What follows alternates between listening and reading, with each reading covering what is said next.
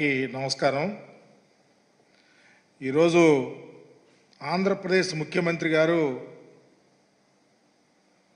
ఒక white paper శ్వేతపత్రాన్ని విడుదల చేశారు. నిజంగా చంద్రబాబు నాయుడు గారు ఇది శ్వేతపత్రం అనాలో, అబద్ధాల పత్రం అనాలో, నిందల పత్రం అనాలో, కేవలం వైఎస్ఆర్ కాంగ్రెస్ పార్టీని, మా అధ్యక్షుడు జగన్మోహన్ రెడ్డి గారిని నిందలు మోపటానికి, అనరాని మాటలు అనటానికి అవకాశంగా తీసుకొని ఈ తంతుని, ఈ ప్రక్రియను కొనసాగించారు.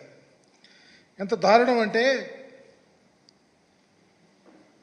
పొగరు, కొవ్వు, ఉన్మాదము, మదము, అహంకారము ఇలాంటి పదజాలాలు వాడటం అంటే స్వయాన గౌరవ ముఖ్యమంత్రిగా ఉన్నటువంటి వ్యక్తి ఈ రాజకీయాలు ఎట్టిల్లిపోతాయి. ఒకప్పుడు ముఖ్యమంత్రిగా లేవు, ప్రతిపక్ష నాయకుడిగా ఉన్నావు, ఈరోజు ముఖ్యమంత్రిగా ఉన్నారు.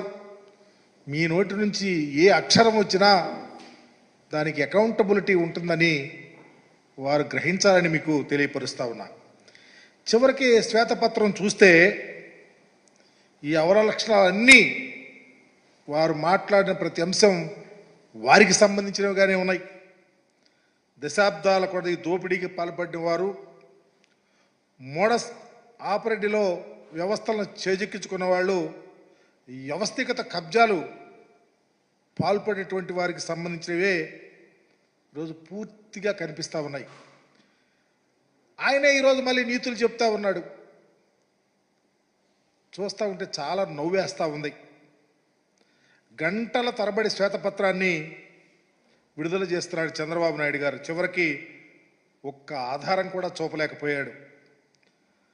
వారి ఆస్థాన మీడియాలో వచ్చినాయి, వాళ్ళ సోషల్ మీడియాలో నడిపినటువంటి వార్తలే శ్వేతపత్రాల్లోని అంశాలుగా రిలీజ్ చేయటం అంటే ఎంత దుర్లభమైనటువంటి పరిస్థితి ఉందో అర్థం చేసుకోవాలా.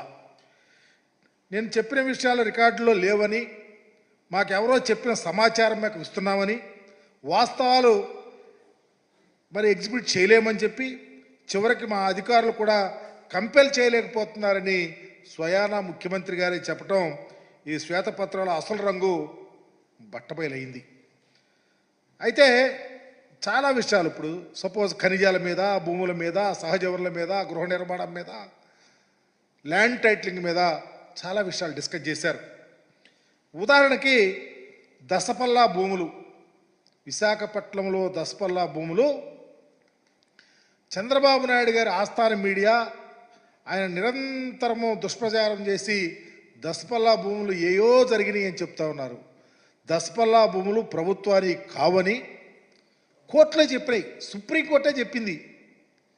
ఆ వ్యవహారంలో డెసిషన్ త్వరగా తీసుకొని కోర్టుకు సమర్పించాలని హైకోర్టు క్లియర్గా దాన్ని యాజ్ ఇట్ ఈజ్గా ఇంప్లిమెంట్ చేయమని చెప్తే దసపల్లా భూముల వ్యవహారం నిజంగా 2015లో తెలుగుదేశం పార్టీ హయాంలోనే సుప్రీంకోర్టు ఆనాడి అడ్వకేట్ జనరల్ వేణుగోపాల్ గారు రాష్ట్ర ప్రభుత్వానికి కూడా చాలా సూచనలు కూడా చేశారు. అది మర్చిపోతూ ఉన్నారు, వాటిని చంద్రబాబు గారు దాటవేస్తూ ఉన్నారు. ఈ భూముల విషయంలో దరిదాపు 64 మంది యజమానులు వచ్చి, అయ్యా ఆ భూములు ప్రభుత్వానికి కాదు మాయి, మేము కావాలని ఇచ్చామని చెప్పి ఆనాడు అన్ని పత్రికల్లో వచ్చిన విషయాన్ని మర్చిపోతూ ఉన్నారు. అయినా చంద్రబాబు గారు ఆరోపణలు చేస్తానే ఉన్నాడు. దారుణం ఏంటంటే కేవలం అబద్ధాలతో కాలం గడుపుతూ వాళ్ళ ప్రయత్నాలను కొనసాగిస్తూ ఉన్నారు. తప్పుడు రాతలు రాయటం, వాళ్ళ ఆస్థాన మీడియాతో మాట్లాడటం. నేను చెప్తా ఉన్నా, మీ పార్టీ ఆఫీస్ కూడా మీ హయాంలో తాత్కాలికంగా కట్టమని, తర్వాత వచ్చినటువంటి ఆ ఎవరి భూమి ఉందో ఎవరికి సంబంధించినటువంటి ఆ యజమానురాలు కూడా మాది భూమి అని చెప్పినటువంటి విషయాన్ని చంద్రబాబు గారు మర్చిపోతూ ఉన్నారు. ఈరోజు చూస్తూ ఉన్నాం భూ కబ్జాలు అని. నేను అడుగుతా ఉన్నా చంద్రబాబు నాయుడు గారిని, అయ్యా మీరు అధికారంలో ఉన్నప్పుడు మీ బంధు ఆనాడు ఆయన పార్లమెంట్ సభ్యులుగా ఉన్నారు ఎంవిఎస్ మూర్తి గారు. గీతం కాలేజీలో భూములు, ప్రభుత్వ భూములు దరిదాపు 38 ఎకరాల పైబడి అన్యాక్రాంతంగా ఆక్రమించుకున్నారని చెబితే నువ్వు నోరు మెదపలేకపోయారు. మీ పత్రికలు ఎక్కడా రాయలా. ఎందుకు రాయలేకపోయారు? ఎందుకు మాట్లాడలేకపోతా ఉన్నారు? గీతం భూములు, ప్రభుత్వం భూముల్ని ఆక్రమించుకున్నారని చెప్తా ఉన్నారు ఆధారాలతో. ఎందుకు చేయలేకపోయావు? ఈరోజు కూడా దాని మీద మాట్లాడటల్లా. మా ప్రభుత్వం వచ్చిన తర్వాత 2 విడతలుగా ఒకసారి 19 ఎకరాల చిల్లర, ఒకసారి 4 ఎకరాల చిల్లర ప్రభుత్వం ఆధీనం చేసుకుంది. దానికి పూర్తి ఆధారాలు మా దగ్గర ఉన్నాయి. మరలా తర్వాత కోర్టు నుంచి నోటీసులు వస్తే ఆగిపోయినాయి. ఈ విషయాల్లో చంద్రబాబు నాయుడు గారు ఎప్పుడైనా మాట్లాడతారా? ఆ విషయం గురించి చర్చిస్తారా? ఎప్పుడైనా నిజంగా గీతం భూముల విషయంలో మీరు ఎప్పుడు ఇదిగో ఈ ప్రత్యేకంగా 19 ఎకరాలు ఫస్ట్ ఫేజ్లో, 4 ఎకరాల చిల్లర సెకండ్ ఫేజ్లో, తర్వాత కోర్టు ద్వారా ఆగిపోయింది. ఇంకా దరిదాపు 15 ఎకరాల దాకా ఉంది. దీని మీద మీరు మాట్లాడి డెసిషన్ తీసుకుని ప్రభుత్వం దీన్ని అన్యాక్రాంతంగా గీతం కాలేజీ భూములకు సంబంధించి అడుగుతారా? చంద్రబాబు గారిని కూడా అడుగుతా ఉన్నా. ఈ విషయం మాట్లాడరు. మాట్లాడితే విశాఖపట్నంలో భూములు కాజేశారు, విశాఖపట్నంలో భూములు కాజేశారా, ఏం చేశారనేది నీకు అధికారం ఉందిగా, తెలుస్తుందిగా. ఏ భూములు ఎలా కాజేశారు, ఏం చేశారనేది ఆ విషయాల్లో మాట్లాడరు.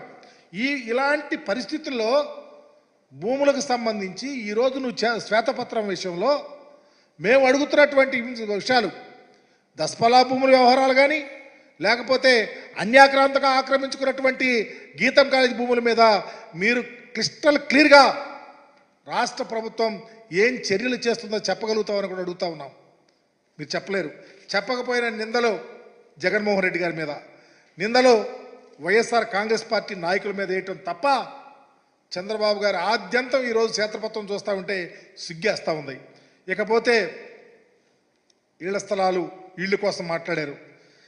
భారతదేశ చరిత్రలో ఏనాడైనా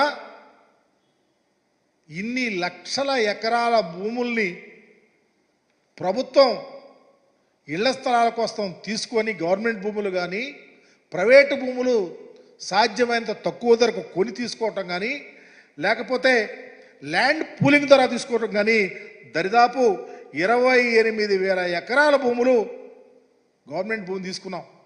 25,000 ఎకరాలు అత్యంత పారదర్శకంగా భూములు కొన్నాం. దరిదాపు 4,557 ఎకరాలు ల్యాండ్ పూలింగ్ దాకా తీసుకొని దరిదాపు 71,811 ఎకరాలను మేము పేద ప్రజలకు ఇళ్ల స్థలాల కోసం ఇస్తే, నువ్వు ఇన్ని సంవత్సరాలు మీరు ముఖ్యమంత్రిగా పనిచేశారు, ఒక్క సెంటర్నా పేద ప్రజలకు ఇలా ఇచ్చారా చంద్రబాబు గారు? చెప్పండి. దాని మీద మీరు ఇప్పటికీ ఇంకా తప్పులు జరుగుతూ ఉన్నాయి. ఎంత దారుణం అంటే, మీరు పేదవారికి ఎక్కడా సెంటు భూమి ఇవ్వకపోగా ఈ ముఖ్యమంత్రి గారు ఇన్ని భూములు ఇస్తూ ఉంటే కోర్టులకు వెళ్ళి కేసులు వేశారు. రాజధాని ప్రాంతంలో 50,000 మందికి ఇళ్ల పట్టాలు ఇస్తూ ఉంటే కోర్టులకు వెళ్తే చివరికి ధైర్యంగా పేదవారి కోసం ఆ పట్టాలు ఇచ్చినటువంటి చరిత్ర జగన్మోహన్ రెడ్డి గారు వారిది. ఆయన ప్రజలందరికీ తెలుసు. ఈరోజు చెప్తా ఉన్నా, మీరు చంద్రబాబు గారు ఆవు భూముల గురించి పట్టాలు ఇచ్చారని. ఆవు భూములు ఏంటి? ఈరోజు ఈ జిల్లాల్లో, గోదావరి జిల్లాలు కానీ, కృష్ణా జిల్లా కానీ, గుంటూరు జిల్లాలో కానీ ఎక్కడన్నా ఇళ్ళు కట్టుకోవాలంటే మెరక తోలాలి కదా. ఎక్కడన్నా ఇళ్ళు, ఇప్పుడు ఈరోజు మీరు అనుకున్న రాజధాని ప్రాంతం కూడా మెరక తోలుతూనే కట్టేది. ఆవు భూములు ఇస్తారు. చివరికి కోర్టు క్లియరెన్స్ ఇస్తే ఆ భూములు ఇవ్వాల్సిన పరిస్థితి వచ్చింది. దీనికి అడ్డంకి ఇలాంటి అడ్డగోలుగా కోర్టులు కాదన్నా, కోర్టులు ఇవ్వాలని చెప్పినా మీరు మాత్రము మీ మాటలు, మీ యొక్క రాతలు ఎక్కడ తగ్గటలా. ఈరోజు చూస్తూ ఉన్నాం చంద్రబాబు గారిని, అయ్యా మేము 25 లక్షల మందికి 31 లక్షల పైగా ఇళ్ల పట్టాలు ఇచ్చాము, 25 లక్షల పైగా ఇళ్ళు కట్టిస్తూ ఉన్నాం. ఇంకా దరిదాపు ఇలాంటి గొప్ప కార్యక్రమాలు ఈ రాష్ట్రంలో జరిగితే దాని మీద కూడా విమర్శలు, నవ్వుకోటాలు, తప్పులు జరిగి నేను చెప్పడం తప్ప పేద ప్రజలకు ఇంత సహాయం జరుగుతూ ఉంటే ఎందుకు ఇలాంటి దుష్ప్రచారం చేస్తూ ఉన్నారో కూడా చెప్పలేని స్థితిలో మీరు ఉన్నారని కూడా తెలియపరుస్తూ ఉన్నాం. ఇకపోతే మీరు మాట్లాడింది ఇసుక దోపిడీ నిజంగా చాలా బాధేస్తూ ఉంది. ఈరోజు ఇప్పుడు యథేచ్ఛగా ఎన్నికలకు జరిగిన తరువాత కానీ అంతకు ముందు కానీ మీరు ఒక రకంగా చూస్తూ ఉంటే మీరు అధికారంలో ఉన్నప్పుడు ఇసుకకు సంబంధించి రాష్ట్రంలో చంద్రబాబు గారి మాటలు చూస్తూ ఉంటే చాలా అసత్యాలు పచ్చి అబద్ధాలు కనిపిస్తూ ఉన్నాయి. ఆనాడు అధికారంలో ఉన్నప్పుడు ఎన్నికల్లో గెలిచిన రోజు నుంచి ఎక్కడ అద్దు అదుపు లేకుండా ఎక్కడ పడితే అక్కడ యథేచ్ఛగా ఇసుక దోసుకుంటున్నారు. ఈ మధ్యకాలంలో మేము చూసాం. మీరు 2014-19 మధ్య కరకట్ట వద్ద మీ ఇంటి వెనకాలే పచ్చిగా ఇసుక దోపిడీ జరిగింది. నిజం కదా? ఇసుక మీ హయాంలో దోచింది ఎంత? ప్రభుత్వ ఖజానాకు ఎంత సున్నం పెట్టారో మీరు ప్రజలకు తెలియదా? పేరు ఉచితం అని చెప్తారు, బ్లాక్ మార్కెట్లో అమ్ముతారు. ప్రజలపై చెప్పలేని భారం మోపి ప్రజల యొక్క రక్తాన్ని పిండింది ఎవరు? ఇసుక విషయంలో. ఇవాళ ఇసుక ఉచితం అని చెప్పి ఆర్భాటంగా కార్యక్రమాలు మొదలు పెడతా ఉన్నారు. సీనరేజ్ అంటున్నారు, రవాణా ఖర్చులు అంటున్నారు, ప్రజలు ముక్కుమిండి వసూలు చేస్తూ ఉన్నారు. అయ్యా, ఆనాడు మీరు సీఎంగా ఉన్నప్పుడు గోదావరి జిల్లాల్లో ఇసుక అక్రమంగా తవ్వుతుందంటే అయ్యా తప్పు జరుగుతున్న ఒక మహిళ ఎంఆర్ఓ వెళ్తే మీ ఎమ్మెల్యే జుట్టు పట్టుకు లాగి ఈడ్చిన చరిత్ర ప్రజలు మర్చిపోతారా? ఏమైంది వనజాక్షి? భయభ్రాంతులు చేశారు. ఆనాడు ఎమ్మెల్యే, ఈనాడు ఎమ్మెల్యే అతను. దాని మీద చర్యలు లేవుగా. అప్పుడేం జరిగింది? అదే కాకుండా చివరకు నీవే పంచాయతీ చేసి ఆ ఎమ్మెల్యేని సమర్థించి ఆ మహిళా అధికారికి ఆత్మస్థైర్యాన్ని దెబ్బ కొట్టేలా చేసిన చరిత్ర ప్రజలు మర్చిపోతారా? ఇంకా ఇసుక సరఫరా చేస్తంలో ఉద్దేశపూర్వకంగానే ఒక విధానం అంటూ లేకుండా చేసినటువంటి చరిత్ర చంద్రబాబు నాయుడు గారిది. జీవో నంబర్ 19 తెచ్చింది ఎవరు? మీరు కాదా?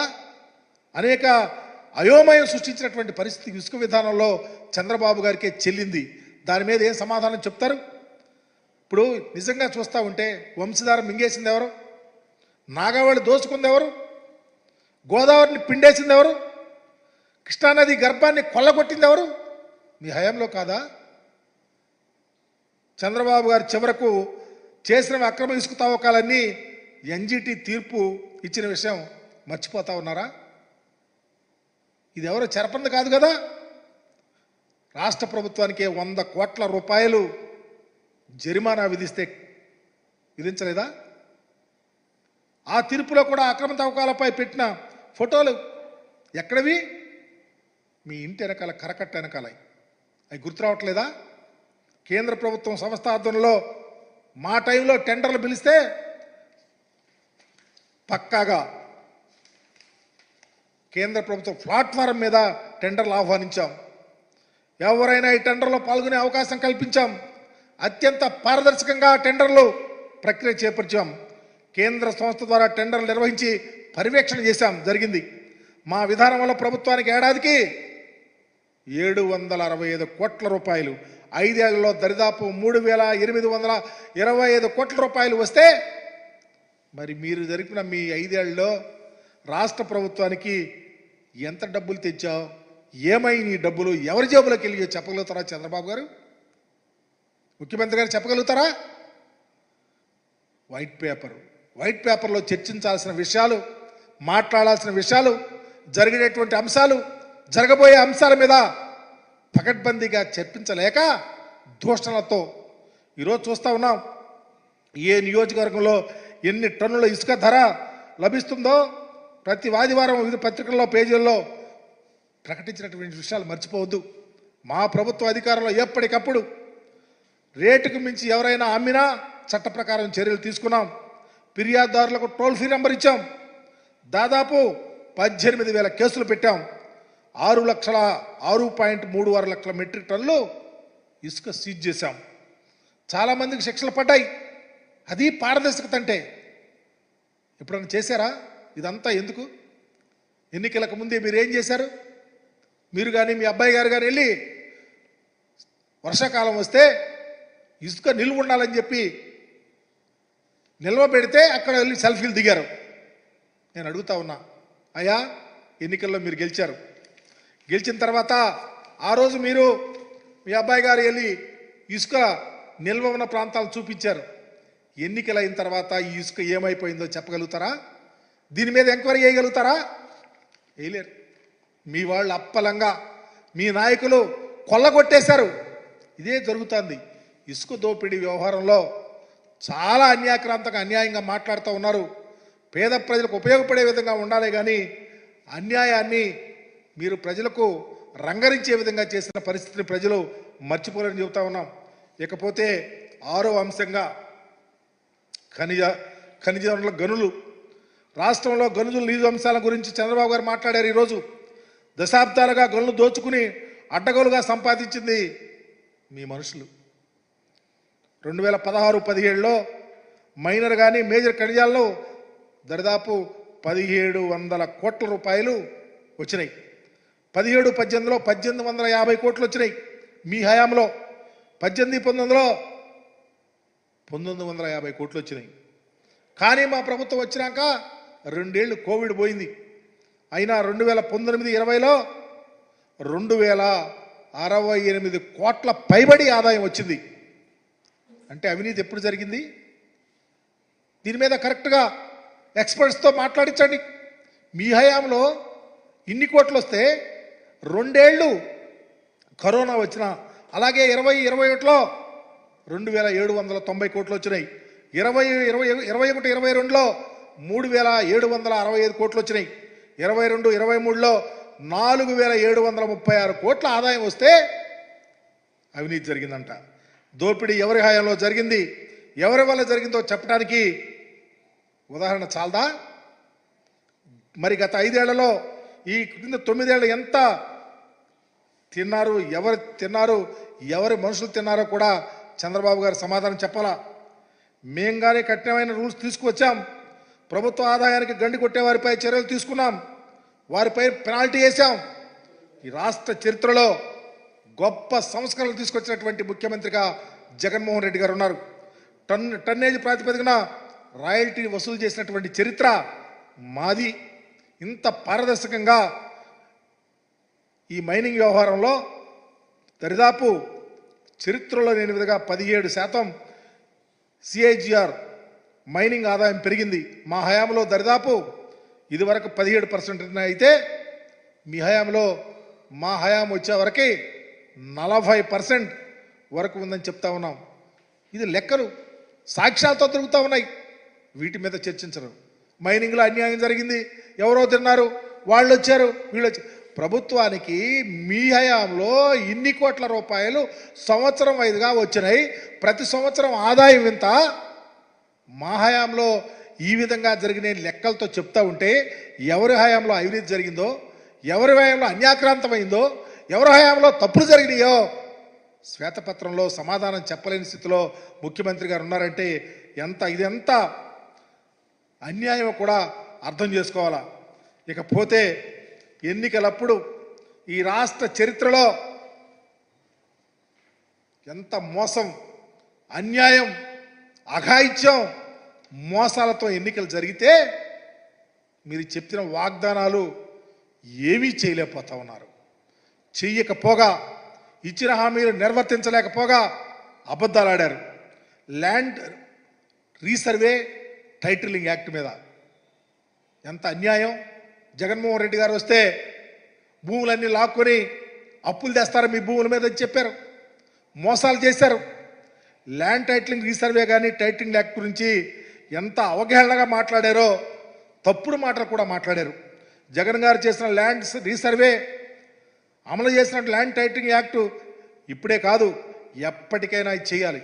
ఎందుకంటే ఈ మధ్య రాజకీయాల్లో స్వలాభం కోసం, లేకపోతే రాజకీయాల్లో మీరు గెలవాలని ఉపేక్షతో ప్రజలను తప్పుబోధ పట్టించారే కానీ ఈ రాష్ట్ర చరిత్రలో పర్టికులర్గా 1 హెక్టార్ భూమి ఉన్నటువంటి వారు, అంటే 2.5 ఎకరాలు భూమి ఉన్నటువంటి వారు 80% ఉన్నారు. వాళ్ళు అనామకులు, పేదవాళ్ళు, నిరుపేదలు, అండలేనటువంటి వారు. వారిని భూమిని సక్రమంగా వారికి అందించాలని, వారు ఎక్కడ బ్రతికినా డబ్బులున్న వాళ్ళు కాజేయకుండా ఉండాలని జగన్మోహన్ రెడ్డి గారు చేసింది కాదు సుమా. కేంద్ర ప్రభుత్వం ఇచ్చినటువంటి యాక్ట్ ఇది. కేంద్ర ప్రభుత్వం రాష్ట్రాలను ఇంప్లిమెంట్ చేయమంటే ఇది మంచిది అని జగన్మోహన్ రెడ్డి గారు ఇంప్లిమెంట్ చేసి పెద్ద పారదర్శకత చూపిస్తూ ఉంటే మీరు దీన్ని వాడుకొని తప్పుడుగా ప్రజలను మోసం చేశారు. నేను అడుగుతా ఉన్నా చంద్రబాబు గారిని, అయా ఈ యాక్ట్ అనేది ఇప్పుడు కాదు ఎప్పటికైనా చేయాలి. దీనివల్ల పేద రైతులకు ఉపయోగం, చిన్నకారుకు ఉపయోగం. వీరి అండలేనటువంటి వాళ్ళని కొట్టి లాక్కునే పరిస్థితి మీ వాళ్ళకు ఉంది. అందుకని చేస్తూ ఉన్నారు. ఒక పని చేయండి, ఇది తప్పో ఒప్పో. తప్పు అంటున్నారు కదా, మీరే కేంద్ర ప్రభుత్వంలో భాగస్వామిగా ఉన్నారు కదా, ప్రధానమంత్రి గారికి వెళ్ళి చెప్పండి, మీరు ఈ రీసర్వే టైటిలింగ్ యాక్ట్ తప్పు, ఈ తప్పు చేశామో దీన్ని ఆపుతనమో మార్చేయాలని చెప్పి చెప్పించండి. మీరు భారతదేశ రాజకీయాల్లో చక్రం తిప్పుతూ ఉన్నారు కదా అని అడుగుతా ఉన్నా. నిజంగా త్రికరణ శుద్ధి ఉంటే, నిజమైన రాజకీయ వ్యవస్థలో మీరుంటే ఖచ్చితంగా మీరు ప్రధానమంత్రి గారితో చెప్పించాలని కూడా డిమాండ్ చేస్తా ఉన్నా. ఈరోజు అదే కాదు, ఎంత దారుణం అంటే ఈ రాష్ట్రంలో చంద్రబాబు నాయుడు గారు ఇందాక మీడియా వారితో ఒక విషయాన్ని మాట్లాడారు. ఎవరు అడిగారు, జగన్మోహన్ రెడ్డి గారు బొమ్మలు వేసుకున్నారండి అంటే చనిపోయే వాళ్ళకి బొమ్మలు వేసుకుంటారు అన్నాడు. చాలా బాధ వేసింది. రాజకీయాల్లో వారు ఉంటారు, ఇప్పుడు తర్వాత ఎవరు కూడా వస్తారు, తర్వాత ఎవరు కూడా వస్తారు. రాజకీయాల్లో బళ్ళు అవుతాయి, బళ్ళు అవుతాయి, శాశ్వతం కాదు. వారు ఉండరు, మేము ఉండము, ఎవరు ఉండం. కాలక్రమేణా రాజకీయాలు మారుతూ ఉంటాయి. కానీ జగన్మోహన్ రెడ్డి గారు చనిపోయారు, జగన్మోహన్ రెడ్డి గారు బొమ్మ చనిపోయిన వాళ్ళకి వేస్తారని చెప్పటం చాలా తప్పుగా మాట్లాడారు. ఎందుకంటే ఈరోజు చంద్రబాబు నాయుడు గారు చంద్రన్న బీమా, చంద్రన్న కానుక, బొమ్మల మీద సంచుల మీద ఆయన ఫోటోలు, రకరకాల ఒకటి కాదు మరి చంద్రన్న బాట, చంద్రన్న బీమా, పథకాల మీద, పుస్తకాల మీద బొమ్మ. చనిపోయిన వారికి వేస్తే ఇలాంటివి ఎందుకు చంద్రబాబు నాయుడు గారు? ఇలా మాట్లాడుకుంటే మనకు రాజకీయాలని మనమే దూరం చేసుకునే వాళ్ళు అవుతాం. అందుకనే ఈరోజు తెల్ల పేపర్, వైట్ పేపర్, శ్వేతపత్రం అనేది ఒక బూటకు ఆట. ఎందుకంటే ఎన్నికలప్పుడు ప్రజలకిచ్చిన హామీలు చేయలేక, అమ్మఒడి కార్యక్రమం అని చెప్పి, తల్లికి వందనం అని చెప్పేసి చేతులెత్తేసి, ఇస్తున్నటువంటి స్కీములన్నీ ఆపేసి డబ్బులు లేవని చెప్తా ఉంటే, డబ్బులు లేవని ఎన్నికలప్పుడు తెలియదా? ఇలాంటి హామీలు, వీటిని మర్చిపోవటానికి, వీటి గురించి మాట్లాడుకోవటానికి ఈ ఒక శ్వేతపత్రం అనే తంతుని చంద్రబాబు నాయుడు గారు తీసుకొచ్చి ఒక్కదానికి కూడా ఇదిగో ఇది ఉందని చెప్పలేక ప్రతిదానికి మా వాళ్ళు చూసుకుంటారు, ఇంకా రాలేదు, అధికారులు ఇస్తారు, ఇది చెప్పి ప్రజలను ఇంకా మోసం చేయాలని చూస్తే ఈ రాష్ట్ర ప్రజలు కళ్ళు లేని కబోజులు కాదు, విఘ్నులు చాలా వీక్షిస్తూ ఉన్నారు. రాజకీయాలలో మాట చెప్పి దాని మీద నిలబడాలా, అలా నిలబడినటువంటి నాయకుడు మా నాయకుడు. మీరు అలా నిలబట్టల్లా చివరికి దూషణలతో, తప్పుడు ఆలోచనతో ముందుకెళ్తా ఉన్నారు. నేను ఒకటే అడుగుతా ఉన్నా, ఇన్ని అంశాల మీద నేను అడిగినారికి సమాధానం చెప్పగలుగుతారా చంద్రబాబు గారిని ప్రశ్నిస్తూ సమావేశాన్ని ముగిస్తా ఉన్నా.